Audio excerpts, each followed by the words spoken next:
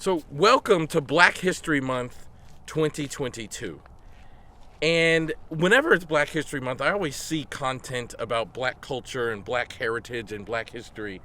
And for me, this phase in my life, this time in my career, at this point in our profession, it means something to me in a very profound way that I'm more in touch with than I've ever been before.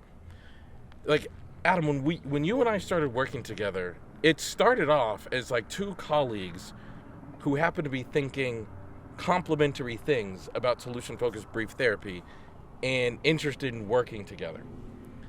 But over the years, it has grown into a relationship that you and I both think matters more than just solution-focused brief therapy. And as we look at the world that we currently live in, and all of the racial divides, and all of the racial tensions, and all of the cultural tensions, and all of the fear and hatred that we see, if there's one thing I would like our relationship to represent, is healing and truth to that process. Like, if there's one thing I want our work to represent, it's love and healing and connection and bridge building. There have probably never been two people more different than you and I. Our backgrounds, our family levels of affluence, our different relationships with privilege and social location. But in over a decade of friendship, the only thing we've experienced is closeness and love. Adam, you truly make me a better version of myself, both professionally and personally, and I couldn't imagine my life without you in it. I couldn't imagine my life without your family in it. And I have to sit back and think, there are people in this world who don't think this should happen. Right. We've met them. They've actually said it to you. There are people in this world who don't understand that this could happen. But I think what I would love for our message to be on Black History Month 2022 is when you allow your differences to fill gaps instead of create conflict, magic can happen. And I think that's probably what has happened for us. The differences we have become pieces to fill what each other didn't have. Like, I have things you don't have. Mm-hmm. And I can like lend you those things, and it makes you a better person, makes you a better version of yourself. And you have things I don't have, and being courageous enough to like take those things on, and differences don't have to lead to hate, they can lead to magic. Rough. Journey of how many miles did you calculate? Well, just to Tulsa is 275. How many total? Probably about 1,000. A lot. So we're gonna take a journey of 1,000 miles in probably equal tiers, and hopefully even more inspiration, more education, and like my hope for this trip is to find, like, what we do in solution-focused brief therapy is very much resource-driven and outcome-driven.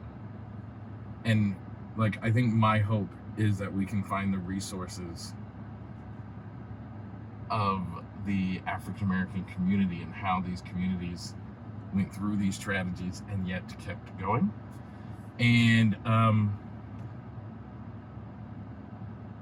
to confirm the importance of outcomes, right? Because like there must have been an outcome they wanted to help get them through. So let's go to the locations, let's travel back in time a bit, see what we find. Sounds like a plan. Let's go. We are psychotherapists, not filmmakers, but we're about to take you on a life-changing adventure. This Black History Month, join me, Elliot Connie, and my best friend, Dr. Adam Froerer, as we explore some of the most defining moments in our country's history through the lens of a solution-focused expert.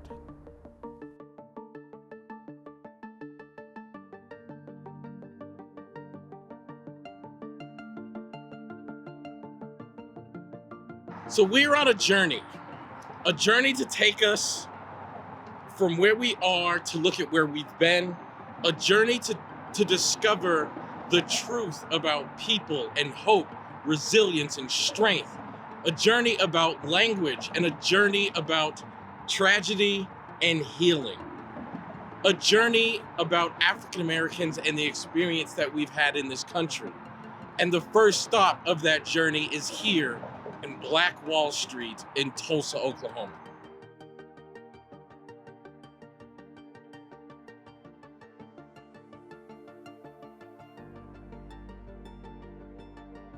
So I want to take a little bit of time and talk about the Tulsa, Oklahoma race massacre, and also known as Black Wall Street. I want to talk a little bit about what happened at this incident, and it began with two individuals, one Dick Rowland, who was a black man who was 19 years old, and Sarah Page, who was a 17-year-old white woman. Depends on if you read history books or if you talk to people who are local, what kind of story you get. Oftentimes the story is told that Dick Rowland sexually assaulted Sarah Page in an elevator, but if you talk to the locals, they actually tell a very different story. And the story is actually one of them being in a consensual relationship, one that goes on to them being married. And so for the sake of this purposes, I'll talk about them as if they were in a consensual relationship. But what happened is they met in a building where one of them was an elevator operator, and as young people often do, they became physical with one another. It's unclear about what was actually happening, but when the elevator opened, there were three white men who looked in and saw the two of them and were offended by what they saw. Later that day, they went to Dick Rowland's house, picked him up and took him to jail, and a bunch of the black men in the area then surrounded the jail to protect him because they were nervous about what was going to happen, because this was in May 31st of 1921. The textbooks talk about how then there was kind of a skirmish between the white people and the black people, but it's probably not so cut and dry. The white people gathered a pretty large army. They had a lot of artillery. They had planes that flew over with bombs. And so there was a really coordinated effort that really couldn't have happened spontaneously. But what happened is there's a 35 block area where there was a large concentration of very wealthy black individuals. And that's why it's called Black Wall Street. It's probably the wealthiest community of black individuals in the American continent. And what happened as a result of the battle that began around Dick Rowland is that it really blew up quite quickly, and the white people came with many, many reinforcements. And what happened is they basically obliterated this 35 square block area. The businesses, the homes, everything in that area were bombed, burned, destroyed. And what the results of that is that there was about a $1.5 million loss of real estate. About half of that was personal property. And if you calculate that in today's monetary value, that is over $32 million worth of property that was destroyed. In addition to that, because of the loss of homes, there were about 10,000 black individuals who were left homeless from this experience. Also, the reports of how many people died isn't quite clear. Most of the reports say in the high 30s, about 39-ish people died, but there are some accounts that say up to about 300 people died. In essence, what this means is that this is, in our history, the single worst incident of racial violence in American history. And what's really appalling about this is that we don't talk about it, we don't teach about it, we don't include it in our history. And so one of the things that's a problem with this incident is not just that it occurred in 1921, but that for 100 years, we really haven't been teaching this part of our history, that the biggest racial violence in American history has pretty much been erased from our history. And in fact, in Oklahoma, where this was taught, it wasn't included in the textbooks. It wasn't mandated to be included as part of the school curriculum until 2020. We really didn't have a plan of like connecting with people and getting like behind the scenes data about what the civil rights movement was. But because there was nothing there except this mural, I'll never forget, while you were recording a video, I just thought, I wonder what's going on here. So I walked under this bridge, that mural is on the side of the highway bridge. So I walked underneath the highway, and on the other side of it, there's like a minor league baseball stadium and a restaurant. And I saw this door that said, "Do not enter," that was propped open by a chair. And if you know me... Which most people would have listened But to. it was propped open by a chair. So if you know me, you know that I'm going to be like, what's over there? So I went and I looked, and it was this hallway that looked like a museum. It was like you open the door, and there's this very straight hallway that looks like a museum dedicated to Black Wall Street and to Tulsa history. So of course I go in the door that says "Do not enter," and met this man. Lincoln. Met Lincoln. And Lincoln is where, this is where the trip changed. Lincoln was a school teacher who wanted to preserve the history of Black Wall Street and Tulsa, Oklahoma. And he had spent however long literally going through archives, trash, and finding things that were relevant, and he had turned this hallway into a museum. And we got to interview him. He was a very knowledgeable source about what happened to cause the Tulsa race riots. How long did it take to collect all this? So this is the Faces of Greenwood timeline experience. I made it over 6 weeks at the height of the COVID-19 issues we were having right at Thanksgiving, right before Christmas. I came after work at school, and I just came to this hallway. It was an empty hallway that was a shared pass-through space for the businesses. We are directly on the other side of Greenwood. This is historic Greenwood West. These are all active businesses that are continuing the legacy of greatness that is Greenwood Black Wall Street. And the hallway was blue, and that first thing I did was put the stripes on. And then after a week of putting stripes on, I was like, this is a really big hallway. Yes. And I had wanted something, as a career educator, I had wanted something for our young people to come and see on a regular basis, because, you know, commerce is fantastic, but if you don't understand the scope of the history at the same time, you really don't understand the legacy of what's here. And there wasn't anything here. And I didn't know at the time when I was picking up that chair off the side of the road, or this tricycle out of the dumpster 4 years ago, what on earth it was for. I just love it.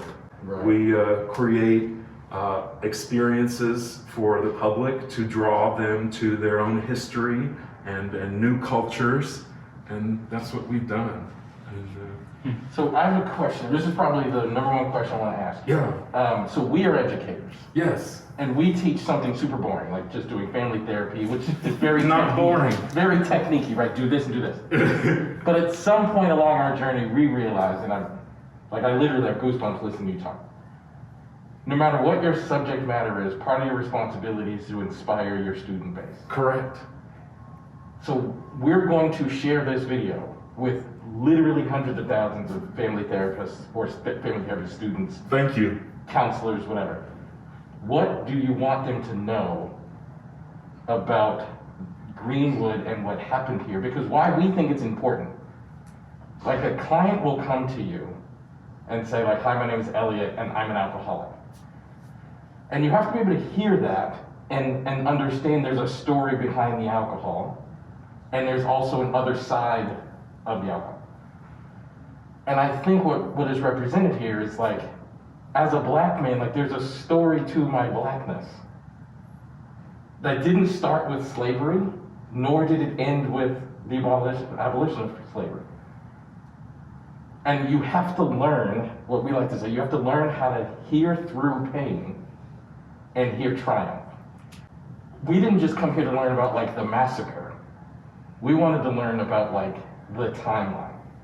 That's what it's all about. I would challenge you both and your audience to think about, if professionals had been here at the time doing what you do, would we have been able to reconcile the deep divisions that were happening across Tulsa because of segregation, because of poverty, because of all of these reasons that were impacting people's lives?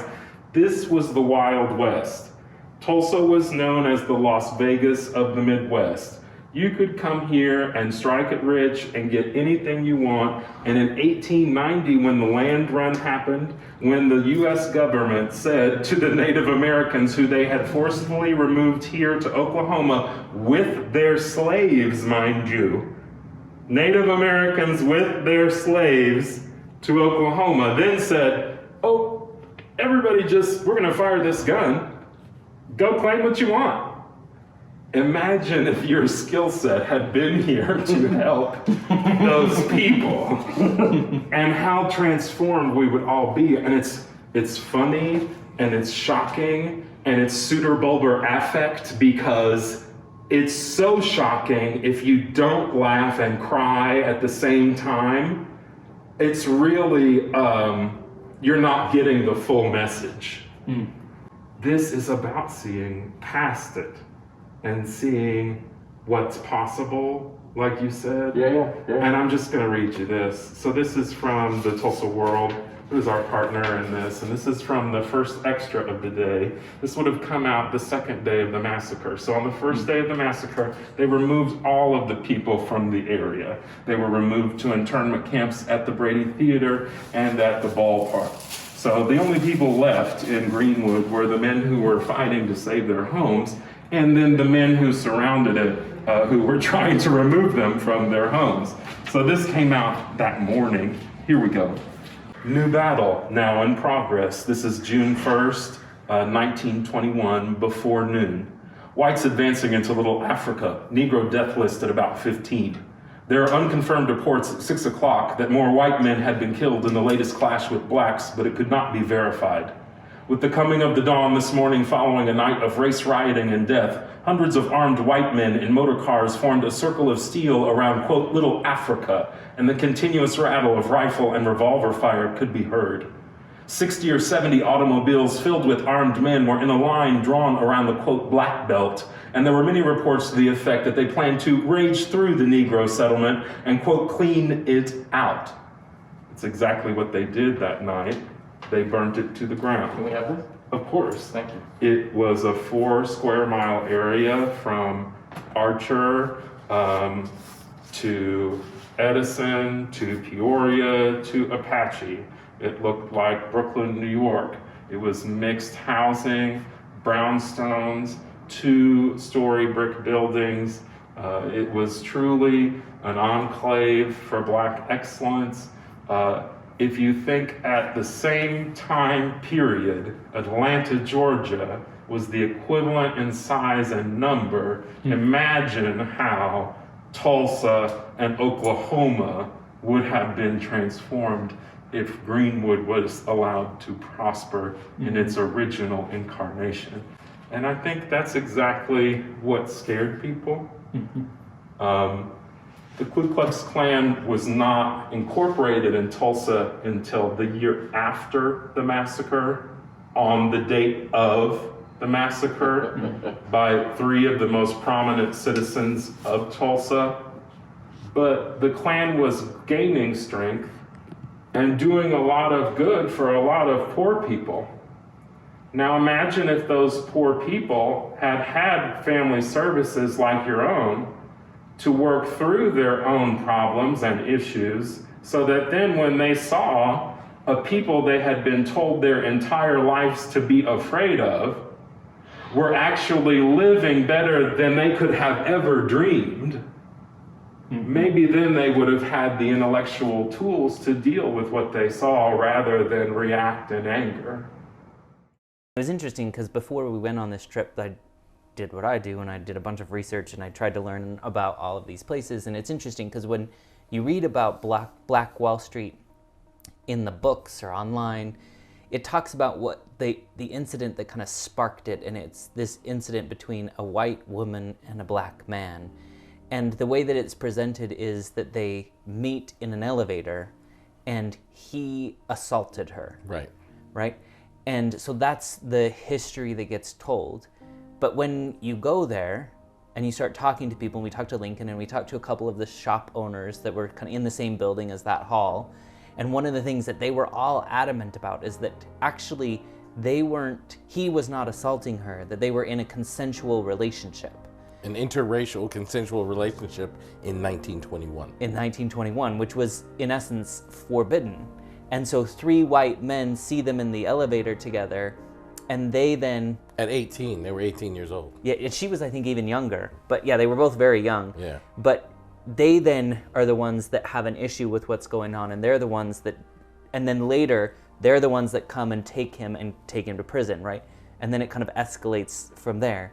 So I think that's what's really fascinating, is that the story that gets told publicly is a very different story than what gets told locally.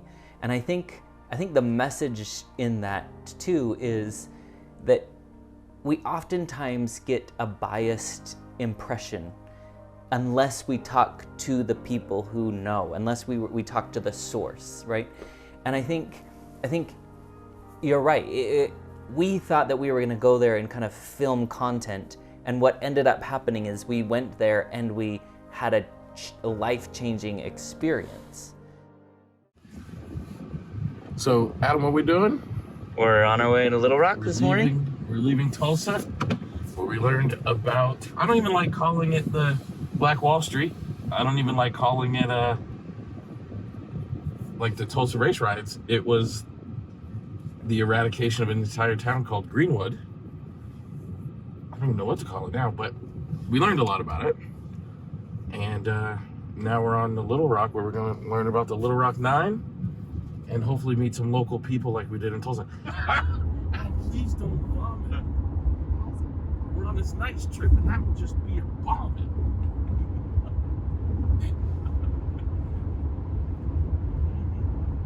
Deliver. Go. Adam, when it comes to solution focus, I'm like the mailman, because I always deliver. It don't matter what I'm doing, man.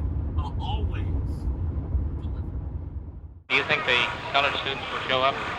If I got anything to do with it, they won't show up. Well, I think it's a breaking point of the school integration. I just don't feel that they have a right to go to school.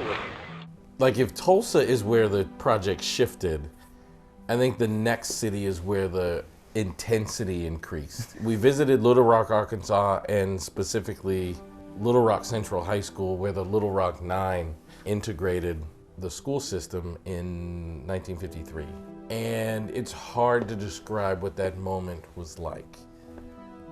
We got a tour of the outside of the building. Because it was COVID, we couldn't go inside. And like, it's an operating, functioning school to this day. There was a bunch of students in there. Right, but the United States Parks and Recreation Service it's like a historical place. You can go in there and they give you like a history lesson of what happened. But we learned an amazing story about a woman named Elizabeth Eckford, and the intensity of the project went way up once we learned that story. What do you think was going through her mind? She's a 15-year-old girl. It's the first day of school, and it's a new school. She's not scared, remember? Not yet. So what are you thinking about if you're a 15-year-old girl at the first day of school? My clothes. My clothes! Those are the kind of things Elizabeth thought about leading up to the first day of school. She's no different than us. She had actually made her dress for the first day of school. She was an expert seamstress. She wanted to go to Central High School because she knew her parents were not going to be able to afford to send her to college. And her grandfather had always dreamed for her that she would go to college. He would say to her, when you go to college, not if. And so she thought if she went to Central High School, she could get a really good college scholarship, go to college and become a lawyer like her hero, Thurgood Marshall. So those are the kinds of things she's thinking about. Now when she gets up to this point, she sees the National Guard is here, lining the sidewalk from here down, what is today Daisy Bay, up Park, and around to 16th Street. The media is here. Reporters from all over the country have set up shop here at the Magnolia Mobile gas station. They go here because there's a telephone that they can use, there's bathrooms that they're allowed to use, and even electrical outlets on the outside where they can plug their video cameras in. Now she also sees the protesters. She realizes that's what that buzzing, humming sound was. There's about 200 people lining the sidewalk down Park Street. They had been out here since before the sun came up. They had reportedly held a sunrise service on the grounds of Central that morning, but they were not praying or singing hymns like you would expect at a sunrise service. They reportedly sang Dixie and were waving their little Confederate flags. We know the first she attempts to go over here, then she's gonna try again down here at this entrance. Again, she is denied. The guards don't let her through and they still don't speak to her. So she goes back out into the street and reporters begin to follow her, trying to talk to her and ask her questions. She didn't answer any of their questions because she's too preoccupied with trying to figure out what's going on. Why are they not letting me inside the school?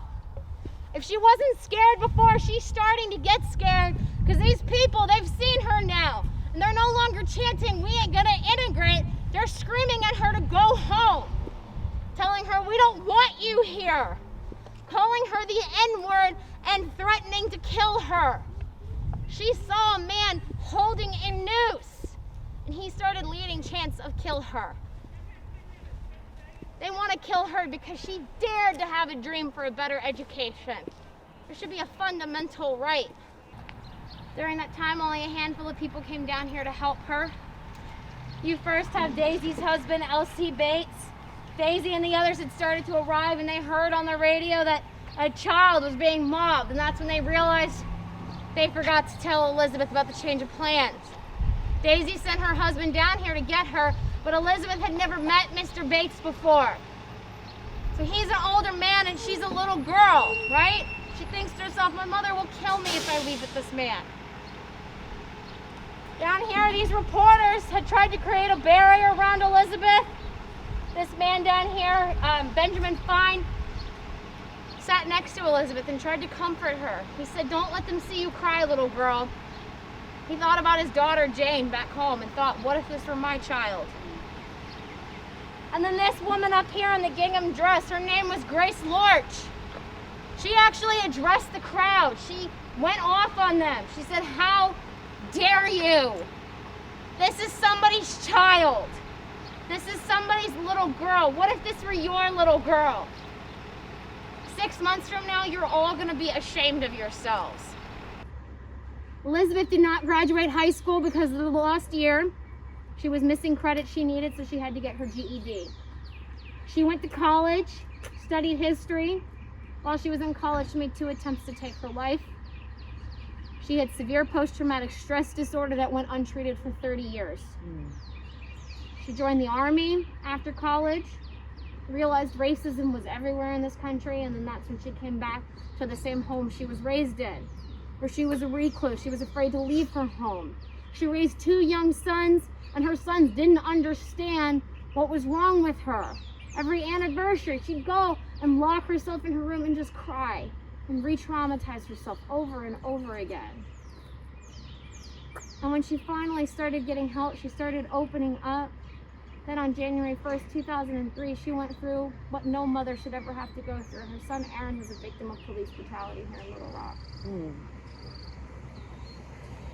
So even after everything she overcame, they still tried to throw, the universe tried to throw one more thing to knock her down. I don't know how she's doing it today. Today she is able to talk to people, and she especially loves talking to young people about the effects of bullying and how her life might have been different if just one person had spoken up for her in the school. I will leave you all with this. The Little Rock Nine started fighting this fight 64 years ago, and they are still fighting. They shouldn't have to still be fighting. We should be farther along than we are, but the truth is we're not. But I am so grateful and honored that those individuals are willing to still speak out and speak up against injustice. But one day they're not going to be here anymore. And it's going to be up to us to continue that fight for them. Through things like this, going to programs and learning about the history of racism and how to be better, or how we raise our children and our grandchildren, and so on and so forth. The Little Rock Nine are the ultimate symbol that it does not matter how old or how young you are, or what the color of your skin is, or how you wear your hair. If you were raised by a single mother, if you had both parents, it doesn't matter. Whatever it is that makes you you, You are capable of changing the world. You just need to be willing to listen when someone says they need help, and to speak up if you are in a position to help. It only takes one person. I promise you it only takes one person to make a difference. So take that spirit of the 9 with you today, and don't ever give up. Do it for them, because they sacrificed everything for us to be here today. The story that we heard, we walked the same street that Elizabeth Eckford walked, and she was 15 at the time. I have a daughter who was, in essence, within a year or two of the age that she was, and so the entire time for me, I'm imagining my own daughter walk down that street and have 1,000 angry people yelling at her. And like the desperation, like just the feeling of like, why didn't anyone do anything to help this person? And that's when I think we learned the importance of what we were doing, because you don't really know that the Little Rock 9 started as the Little Rock 200, got down to Little Rock 10, and the Little Rock 9 is actually kind of the Little Rock 8 plus 1, because Elizabeth Eckford has a unique experience.